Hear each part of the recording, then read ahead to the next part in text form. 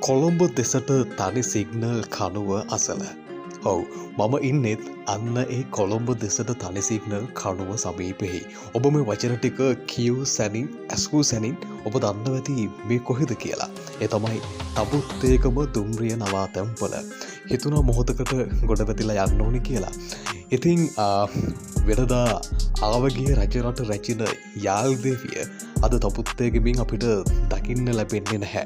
මොකද පසුගිය දිනවල සිදුවුණු අයහපත් කාලගුණික තත්ත්වයෙන් අනතුරුව මේ වන විටත් තපුත්තේකම හරහා දුම්රිය ගමනාගමනයට බාධා එල්ල වෙලා තියෙනවා. ඉතින් අන්න ඒ හේතුකාරණා මත පදනම් වෙලා තමයි තපුත්තේකම අද ටිකක් පාළුවට ගිහිල්ලා තියෙන්නේ. පොඩ්ඩක් නිශ්ශබ්දතාවයෙන් පිරී ඉතිරිලා ගිහිල්ලා තියෙන්නේ.